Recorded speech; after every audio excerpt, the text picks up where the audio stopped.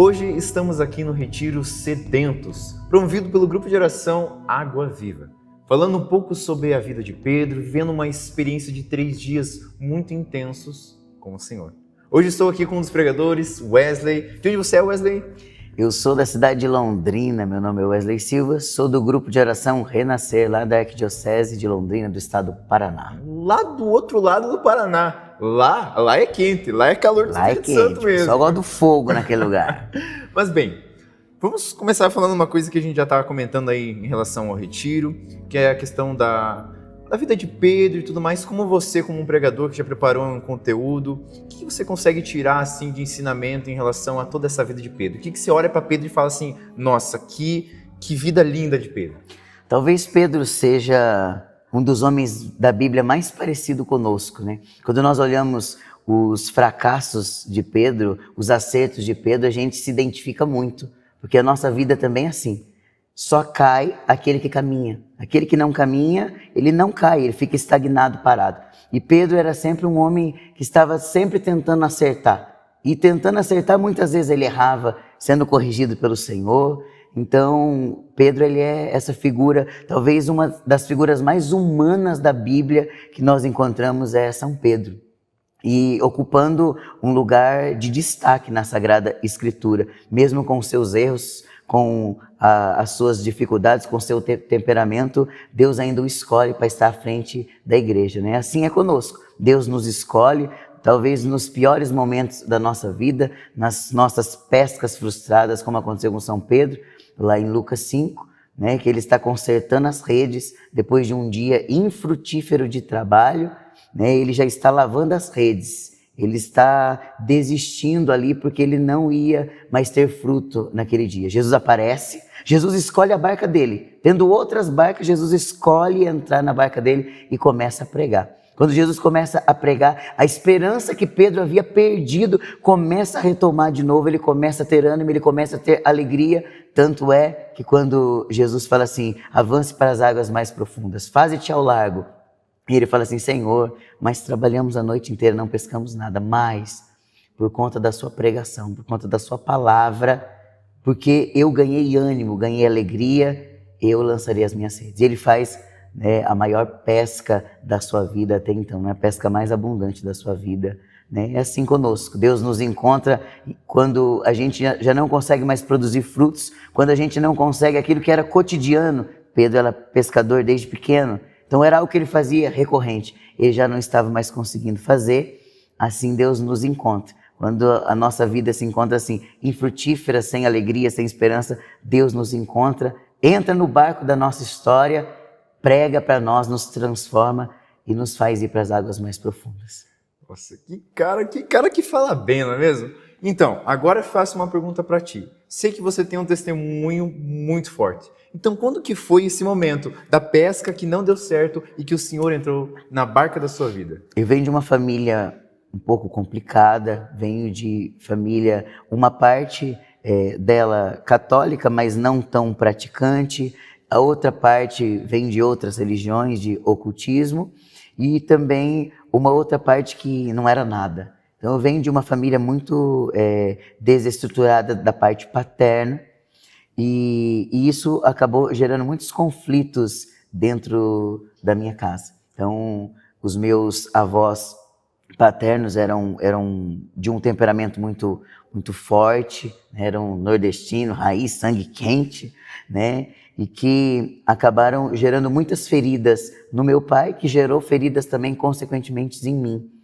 E aí eu tive um problema de hormônio com 6 anos de idade, tive um problema de hormônio onde eu já tinha hormônios de um adolescente. Então eu crescendo em uma vida errada, festas, bebedeiras, sexo desregrado, e eu queria preencher no mundo aquilo que eu não tinha dentro de casa. Os meus pais, os dois eram muito pobres, então os dois trabalhavam muito, então eles não tinham tempo para cuidar de mim, não tinham tempo para mim. E começou toda a falta paterna e materna na vida de uma criança, de um adolescente, gera sérios problemas psicológicos. Eu sou psicólogo, então posso dizer um pouco melhor sobre isso. Então, com esses inúmeros traumas e sofrimentos que a gente vivenciou, eu acabei trazendo muita mágoa, muito ressentimento, muito ódio dos meus pais, porque eles me colocaram no mundo e não cuidaram de mim. E isso começou a ter muitos conflitos dentro da minha casa e discussões e muitos momentos difíceis dentro de casa, meus pais brigando, quase a ponto de separar, e eu não gostava do meu pai, a gente se evitava dentro da própria casa. Então, quando eu ia jantar, ele não ia, quando ele jantava, eu não ia, então a gente se evitava dentro da própria casa. Às vezes ficava dias, semanas sem se conversar, por conta de briga, 2 temperamentos fortes, minha mãe no meio, e uma família sem Deus. Uma família sem Deus é pesca infrutífera 100%, porque não consegue, porque é o Senhor quem dá a abundância da nossa pesca. E dentro desse contexto, eu acabei aprendendo violão, depois comecei a cantar na igreja. Eu não cantava na igreja porque eu acreditava em Deus, eu cantava na igreja porque era uma forma de eu ensaiar. Então eu ensaiava ali, como eu cantava em um barzinho, como eu cantava na escola. Então era uma forma de eu ensaiar para mim aprender mais a música, que era algo que acalentava muito a minha alma. Mas eu ia na igreja sem acreditar em Deus, não tinha uma experiência com Deus e nem acreditava nele, que eu dizia assim, se Deus existisse, por que eu sofro tudo aquilo que eu passo dentro da minha casa?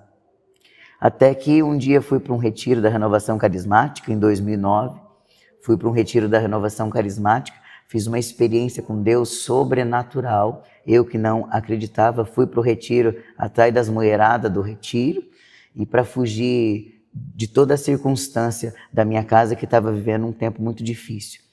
Fui parar nesse retiro que pagaram para mim ir e esse retiro transformou a minha vida. Foi aonde eu percebi que eu poderia ter uma pesca muito mais frutuosa.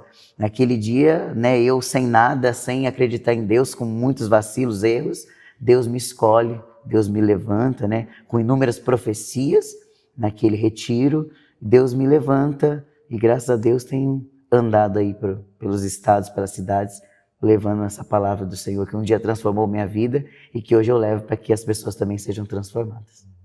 É muito interessante a parte que você comentou em relação à música, né? Então você começou a desenvolver uma certa familiaridade com a igreja só por causa da música. Só por conta da música. Só por conta da música. O meu avô, ele era uma pessoa de muita oração, o meu avô materno, né? Que é os meus avós que me criaram.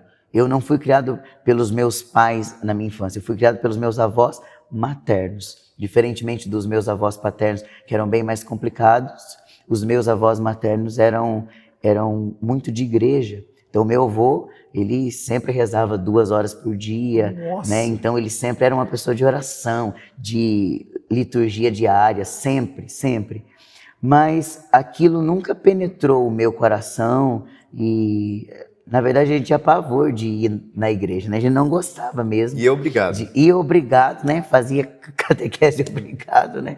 E assim foi, né? Até esse momento. Mas o que me trouxe mesmo foi a música, né? A música conseguia acalentar, conseguia sanar, conseguia, de uma certa forma, tratar aquela dor que eu sentia. Quando eu cantava, quando eu tocava, eu conseguia sanar aqueles inúmeros problemas, aquele turbilhão de emoções que eu sentia dentro da minha casa. Nossa, para você ver o poder da música e o poder da oração através da música, né? Que muitas vezes a gente, a música, não sei o que lá, né? Mas a música tem uma importância muito grande, né? Numa conexão com Deus, né? Tem uma frase que eu ouvia muito, eu gosto bastante de compartilhar ela, que a música é uma forma de nós sintonizarmos com a sintonia do Espírito Santo. Tudo Sim. tem uma sintonia, né? Quando a gente estuda física, né? Eu falo isso porque eu estou fazendo engenharia, né? Uhum. Então tudo tem uma sintonia, tudo tem uma vibração. E quando nós cantamos músicas pedindo o Espírito Santo, quando nós fazemos, né, as músicas dentro da Santa Missa, a gente entra em sintonia com Deus, a gente entra em sintonia com os coros dos anjos, né? Mas enfim, isso é muito lindo. E ali tu comentou então que você, né, psicólogo, olha que bacana. Sou psicólogo. Então, como psicólogo, vamos adentrar num ponto muito bacana aqui. Você falou então que você queria preencher aquele vazio que você tinha dentro da sua casa, porém, né, ainda assim não dava muito certo. De um ponto de vista um pouco mais racional, por que você acredita e você vive isso, se você está aqui, você vive isso, que Deus preenche esse vazio e as outras coisas não podem preencher?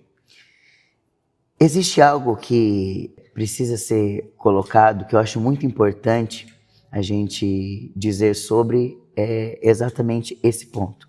Muitas vezes nós achamos que é os problemas que nós passamos que geram as nossas doenças. Mas na verdade não é os problemas que nós passamos que geram as nossas doenças. É como nós lidamos com os nossos problemas. Porque você pode ter dentro de uma família 3 irmãos que vivenciaram praticamente a mesma coisa e os 3 irmãos são completamente diferentes. Um é bem mais impulsivo, ele é mais falastrão, ele é mais, de uma certa forma, mais exterior. O segundo, ele é mais reprimido, ele não consegue falar. E o terceiro consegue lidar bem com as duas situações. Irmão, então, você está falando literalmente na minha casa. Eu tenho 3 irmãos, 3 são assim. Exemplo perfeito. Exatamente. Então, eu tenho percebido nesses anos também, sou do Ministério de Cura e Libertação, de que muitas vezes a gente acha que as situações, são as circunstâncias que nos adoecem, mas não. É a forma com que nós lidamos ou não lidamos com aquilo que nos acontece. Não é a ação, é a reação. Exatamente. Porque é na reação que você vê quem são os verdadeiros católicos. Não é naquilo que você faz. Porque quando a gente está em um estado normativo, né, você vê as pessoas dentro da igreja são todas meio calmas, tranquilas. Mas na realidade não é isso, né? É quando acontece algo, a nossa reação diante daquilo que verdadeiramente vai nos provar, que vai realmente definir aquilo que nós carregamos dentro. Então, a ciência ela não tem esse poder de mudar o ser humano. A ciência ela tem esse poder de auxiliar, de ser um braço, mas de entrar dentro do interior do ser humano não há capacidade nem intelectual, nem filosófica, nem científica, nem psicológica a ponto de conseguir entrar dentro do interior do ser humano, que é tão complexo, que é tão diverso, não consegue entrar dentro do ser humano e fazer aquela transformação. Então, eu era uma pessoa muito racional. Então, quando eu experimento o batismo no Espírito Santo, no meu retiro, eu fiz um retiro sexta, sábado, domingo, então dia 2, 3, 4 de outubro de 2009, eu fiz a minha experiência de oração. Na sexta nada me tocou, no sábado nada me tocou. Quando foi no sábado de madrugada, quase para o domingo, eu tenho um impacto com Deus, que começou através de uma música também. No momento do batismo no Espírito Santo, começou a cantar, eu navegarei. E eu lembrava dessa música que eu já havia cantado na missa. E eu comecei a cantar e eu tive uma experiência extraordinária naquele dia. E o pregador conseguiu falar coisas assim da minha vida. Ele praticamente descreveu a minha vida inteira, sem nunca ter me conhecido. E aquilo eu achei extraordinário. Eu falei, isso só pode ser obra de Deus. Porque uma pessoa, para conhecer os pensamentos, os conflitos, até mesmo as perguntas que eu me questionava, o pregador falou tudo. Quando aquele pregador fala das coisas do céu e aquilo se aplica na minha vida, aquilo gera uma mudança muito grande. Então, tudo é da forma com que você assimila aquilo. A psicologia, ela é, sem dúvidas, um braço muito grande de Deus que pode ajudar as pessoas a vencer muitos dos conflitos. Mas as nossas dores mais profundas, só Deus pode preencher. Só Deus pode preencher o coração de um ser humano. Então, nós não conseguimos mensurar o quanto que Deus nos conhece. A gente conhece pouco de nós mesmos, né? A gente conhece pouco de nós mesmos, mas Deus nos conhece por inteiro. E esse amor de Deus veio sobre mim e eu não consegui ter dúvidas que era. Eu que era um homem que não acreditava em Deus, né? Tive uma confirmação ali de que Deus estava comigo, de que Deus me amava. Fui batizado no Espírito Santo e me apaixonei por esse Jesus. E como que foi o resto? Depois disso, você que era um cara racional, como que você falou assim, tá, eu vivi uma experiência, tá, o pregador falou toda a minha vida, eu imagino a cena, você ficando tipo em choque, tá, e agora, o que eu faço? O que aconteceu depois disso? O batismo no Espírito Santo, ele aconteceu, terminou, era mais ou menos umas 2 e pouco da manhã, então já era muito tarde. A gente foi para os nossos quartos, era de dormir, e eu não consegui dormir. Eu fiquei pensando a noite inteira naquilo que aconteceu comigo, e eu, cheio de perguntas, Acordei de manhã, perguntei para o coordenador, fiz 1,5 milhão de perguntas para ele. Ele me respondeu, quando ele terminou de responder, eu falei assim, eu quero isso para minha vida. Porque se esse homem, né, que já era um homem velho, um homem idoso, né, eu até brinco assim, é um dos homens mais velhos que eu já conheci na minha vida, né, aquele velho do fogo, né, as palavras dele foi tão forte, capaz de mudar a minha vida, capaz de alcançar o meu coração de pedra e conseguir me transformar naquilo que eu sou hoje. E com isso, eu acabei saindo de lá, fiz todo o processo formativo da renovação, comecei dentro desse processo, mas a minha família não ia, então eu comecei indo sozinho, né, para a igreja, cantava, comecei a pregar, e dentro desse contexto, depois de algum tempo, depois de algumas pregações, depois de algumas confirmações, acabei fundando um grupo de oração jovem, grupo de oração Renascer, que é o meu grupo até hoje, e fundei esse grupo de oração. E assim, esse grupo de oração, a gente começou a ver muitas conversões. Então, eu comecei a ter muita sede de Deus. Se você quer saber se uma pessoa foi verdadeiramente batizada no Espírito Santo, ela tem que ter sede de Deus. Porque não existe batismo no Espírito Santo se você não tem sede da presença dele, de estar com ele. E aí, nós começamos a provar o extraordinário de Deus. A gente era jovens, né? Praticamente tinha poucas coisas para fazer. A gente vivia na capela, então a gente ia para a capela todos os dias, a gente ia para a missa todos os dias, e a gente começou a provar, e comecei a comer Bíblia, eu amo as Sagradas Escrituras, comecei a comer Bíblia, catecismo da Igreja Católica, e a gente começou a rezar. E ia para o sacrário e rezava, às vezes ficava no mato, ia para o mato rezar um dia inteiro, né, a madrugada inteira. Então, a gente sempre manteve muito essa unidade, essa vivência entre o nosso grupo, que se tornou uma família. Se tornou a família que primeiro eu não tinha dentro da minha casa. Os meus pais, como não tinham se convertido, a gente não tinha esse vínculo dentro da minha casa. Então, a minha primeira experiência de ser família foi dentro de um grupo de oração, jovem, meu grupo, onde sempre mantive muito esse contato, onde eu até brinco assim, eu sem ter pai, entre aspas, né, eu ter um pai ausente, eu sem saber o que é ser família, eu aprendi a ser família, porque eu encontrava jovens piores do que eu, jovens com mais feridas do que eu, e eu tendo que muitas vezes socorrer, abraçar, amar, né, como um pai mesmo, e alguns até me chamavam mesmo de pai e chamam até hoje, né? Então, eu aprendi a ser família dentro da igreja, aprendi a amar, né? O amor me ensinou a amar, né? O amor visitou a minha dor e me fez entender o que é amor. E depois desse processo, depois de 9 anos, né, lutando pela minha casa, depois de 9 anos a minha família se converte, né? Tem uma transformação grande. Hoje eu e minha família, nós servimos no mesmo grupo de oração, hoje eles servem comigo e graças a Deus, hoje eu e minha casa servimos ao Senhor. Servimos ao Senhor. Caramba, que loucura. E você comentou essa questão, né, do amor. Se chega uma pessoa na mesma situação que você estava lá há muitos anos atrás, antes de viver essa experiência com o Espírito Santo, o que você faz com uma pessoa dessas? Como que você encaminha uma pessoa dessas? Até para o pessoal que às vezes vive essa experiência e quer saber como que eu consigo fazer essa pessoa viver o mesmo que eu vivi. Toda pessoa que sofre, toda pessoa que guarda dores dentro dela, quando ela recebe um contato do amor, a primeira coisa que acontece, a primeira impressão, a primeira reação da pessoa é medo. Ela não quer receber. Não é porque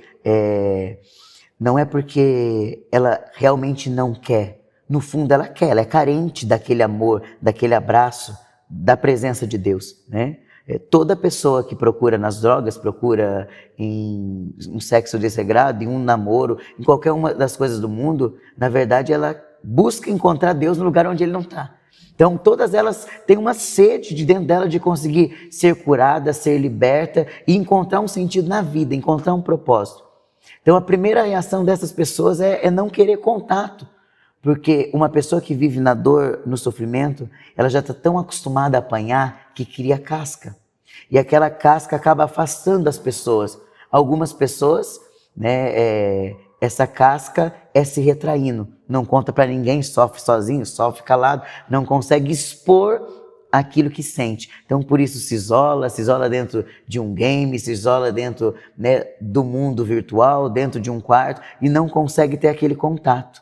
Então, algumas se isolam, né? Na crise, algumas pessoas se isolam, na crise, outras pessoas querem provar, né? Querem provar para a família, querem provar para as outras pessoas que eu sou, que eu consigo, que eu posso. Então, a primeira reação é esse incômodo. O amor, ele incomoda. O amor, ele incomoda, e o amor, ele tende sempre a incomodar. O amor, quando ele não incomoda o nosso coração, ele não é amor verdadeiro. Ele se torna simplesmente um sentimento passageiro.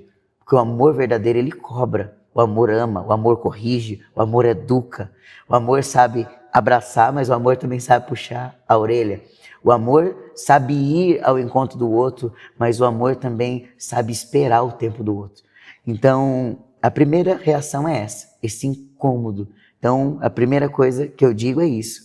Saiba que todas as vezes que você estiver num extremo de um sofrimento, de uma crise, de uma dor, quando você encontrar o amor de Deus na sua vida, a primeira reação é incômodo. A segunda, a gente começa, de uma certa forma, a ver que aquele amor de Deus por nós é diferente do amor das outras pessoas. Que não é um amor que nos vai trair, que nos vai abandonar, que nos vai deixar. Então a gente vai permitindo de pouco em pouco que esse amor vai vindo sobre nós. Algumas pessoas precisam de uma dose cavalar do Espírito Santo, do amor de Deus, como eu. Se eu não tivesse tido uma experiência tão impactante com Deus, que mudasse a minha mentalidade, né, como Paulo, né, de ficar cego, né, de ter aquela experiência impactante, tem pessoas que não ficam. Então algumas pessoas precisam receber essa dose cavalar do amor de Deus de uma vez só, que já assusta, tem medo, experimenta e chora e grita de uma forma cavalar. Outras pessoas precisam ser graduais. Outras pessoas talvez estão tão feridas que Jesus vai encontrando portas abertas. Jesus vai encontrando brechas para entrar dentro daquele coração. Então, e o amor de Deus, ele vai crescendo. E aí a gente chega no terceiro ponto, né? Que é quando o amor de Deus começa a crescer em nós. O amor de Deus começa a crescer em nós, que a gente já não consegue mais guardar. A gente precisa ir propagar e anunciar aquilo que Deus fez na nossa vida, né? Das graças que Ele realizou, a gente precisa ir. Então tem esses, né, três etapas que eu digo do amor, né? A primeira etapa é exatamente essa, né? Quando Deus nos encontra, a gente tem aquele incômodo, aquele medo, aquele receio. Será que é para mim? Será que Deus me ama? A gente está cheio de conflitos, medos, dificuldades. Deus nos encontra. A segunda, a gente começa a deixar com que esse amor vai tomando forma, vai entrando dentro de nós. Quando ele já fica enraizado em nós, aí ele cresce e é propagado para todos aqueles que convivem conosco. E vamos supor, então, que depois que ele cresceu, é possível ainda que a gente se esqueça desse amor? É possível. É possível, e isso aconteceu com Pedro, né? Como nós começamos com Pedro, vamos terminar com Pedro. Eu sempre digo que existem duas pescas frustradas na nossa vida. A primeira é em Lucas 5, onde Pedro, que nós já contamos que estava consertando as redes, Jesus sobe no barco, prega, ele é movido pela palavra do Senhor, ele lança as redes e pesca, né? E naquele momento Jesus olha para ele e diz: serás pescador de homens. Então a partir daquele momento Pedro começa com que aquele amor vai fomentando dentro do coração dele. Até um ponto onde na Santa Ceia ele mesmo diz para o Senhor, né? Senhor, ainda que, né, todos te traiam, todos te abandonem, eu jamais te abandonarei. E Jesus diz para ele, né, antes que o galo cante, tu me negarás 3 vezes. E lá em Lucas 22 vai dizer que depois que ele nega a 3ª vez, ele chora amargamente. Ele chora amargamente seus pecados diante de uma fogueira. Depois, em João capítulo 21, Jesus já apareceu para Maria Madalena, Jesus já apareceu para Tomé, Jesus já apareceu para os apóstolos, desejando que a paz esteja convosco. Pedro fica decepcionado, porque Pedro sempre era uma pessoa que Jesus se relacionava muito intimamente. E depois que Jesus aparece ressuscitado, vou usar essa expressão, né, mais esdrúxula, né, que ele nem liga para Pedro. Pedro, decepcionado, em João capítulo 21, no versículo 1, ele toma a decisão errada da vida dele. Ele volta a pescar. Ele volta a pescar com Tiago, com João, com Tomé, com Natanael, não é só com as pessoas problemáticas que tinha, né? Só com os problemáticos ele volta a pescar. Ele volta a fazer aquilo que Deus falou que não era para ele fazer. Nesse momento há uma frustração muito grande no coração de Pedro. Essa segunda pesca frustrada da nossa vida, ela é terrível, ela é atormentadora, ela é devastadora. Nós passamos por duas crises na vida. A primeira crise de fé é quando Jesus nos encontra, geralmente. E a segunda é quando nós já conhecemos Jesus.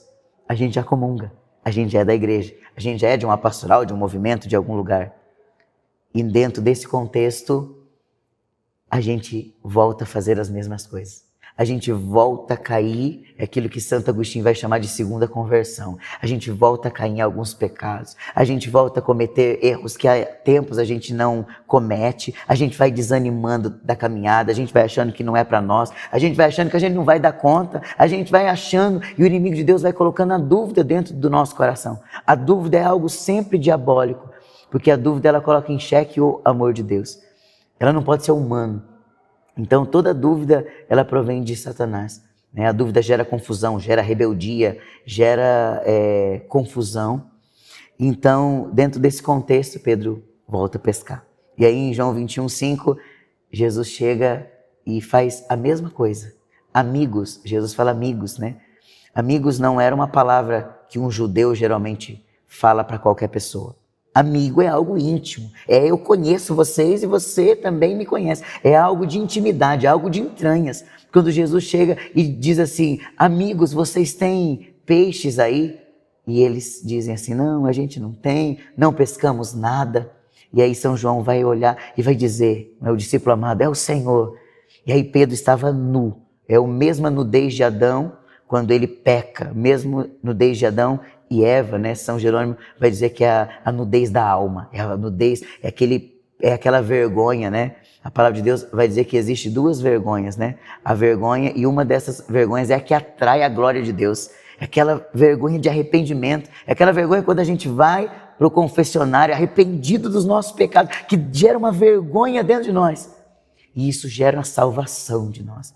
A gente chora pelos nossos pecados, a gente fica envergonhado pelos nossos pecados, a gente fica envergonhado porque a gente feriu e a gente fica nu de alma como Pedro. Pedro se paramenta e Pedro chega diante de Jesus e encontra força. Depois Jesus chama e Jesus o pergunta para ele, né? Pedro, tu me amas? E ele diz assim, Senhor, eu amo você como um amigo, né? Eu não amo você como o Senhor merecia. E Jesus pergunta de novo, Pedro, você me ama? Ele fala assim, eu te amo como amigo, Senhor. E Jesus pergunta pela terceira vez, ele pergunta assim, Pedro, você me ama mesmo como um amigo? Aí Pedro fica muito chateado, né? E ele diz, Senhor, tu sabes tudo. Tu sabes que eu não consigo te dar o meu amor perfeito, mas eu te dou aquilo que eu tenho. Tu sabes tudo, tu sabes que eu te amo como um amigo. Tu sabes que eu tenho os meus defeitos, as minhas dificuldades. E Jesus olha para ele e vai dizer uma palavra que cura o coração de Pedro. Apacenta as minhas ovelhas. Né? Quer dizer, aquilo que eu prometi para você há 3 anos atrás, quando eu te vi nessa mesma praia, que você achou que você tinha perdido ao me negar, até essa segunda crise de fé, até essa segunda pesca frustrada, eu continuo com a mesma promessa na sua vida. Então, para você conseguir superar essa segunda pesca frustrada, você precisa olhar e entender de onde Deus te tirou, mas o mais importante é você lembrar daquilo que Deus te prometeu. Aquilo que Deus te prometeu, você precisa trazer à sua memória para você buscar força, para você voltar a caminhar. Essa segunda crise de fé, muitas pessoas não conseguem passar, porque ela é muito mais dolorosa do que a primeira. A primeira a gente não conhece Jesus, então a gente está em crise normal. Agora a segunda é o que muitas pessoas me perguntam nos retiros que eu prego muito sobre isso. Quando a pessoa fala assim, eu já conheço o Senhor, mas por que eu estou passando por isso? Por que eu não sinto mais a presença de Deus? Por que eu estou passando por essa aridez da alma, esse deserto, esse sofrimento? esse segundo conflito, essa segunda pesca frustrada, nós precisamos de muita sabedoria para passar e muita determinação, porque essa segunda fé hoje é o que mais tira as pessoas da igreja, é isso. As pessoas desanimam com um coordenador, as pessoas desanimam com um padre, as pessoas desanimam com um pregador, com um missionário que tinha como referência, as pessoas desanimam com um grupo que fazem panelinhas por fofoca, as pessoas elas acabam desistindo por conta de tribulações na família. Essa segunda crise é pior do que a primeira, porque a primeira a gente não tem Deus, a segunda a gente entra em crise mesmo com Deus. Mas quem passa também por essa segunda crise, né, aí vive com Deus, aí vai apacentar as ovelhas, né? Os dois chamados de Pedro, né? Dentro de casa, né, apacenta as minhas ovelhas, cuidar. E lá fora salvar almas, né? Pescar almas para o Senhor. O que eu quero dizer para você é que eu não sei qual dessas duas crises você está passando. Se você está na primeira, onde você ainda não conhece Deus, ou você experimentou Deus recentemente e você ainda está assimilando tudo aquilo que aconteceu com você, ou se você está na segunda crise de fé, onde você já conhece Deus e mesmo assim se encontra com conflitos. Duas coisas que eu acho muito importante é você não deixar a tua vida de oração. Você deixou a tua vida de oração, você começa a cair.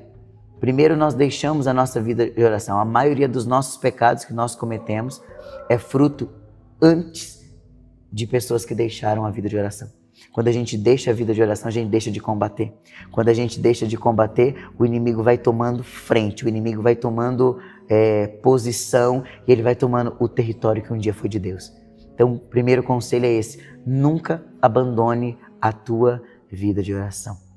E o segundo é: não seja orgulhoso, busque ajuda, busque direção espiritual, busque uma pessoa que pode te atender na cura e libertação.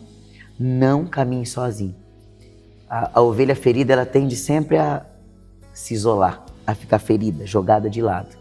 Mas a vida em comunidade, as pessoas que Deus coloca na nossa vida, os anjos que Deus coloca para nos amparar, eles vão nos ajudar. E com certeza terão palavras de graça, de ânimo, de bênção, palavras de correção, palavras que vão nos dar uma vida nova. Então, esses dois conselhos que eu tenho para dizer. Primeiro, não se afaste da sua vida de oração. Segundo, não abandone também o teu lugar, a tua comunidade, as pessoas que Deus colocou do seu lado. E se você não tem, não seja orgulhoso, peça ajuda. Se você não tem essas pessoas, procure ter.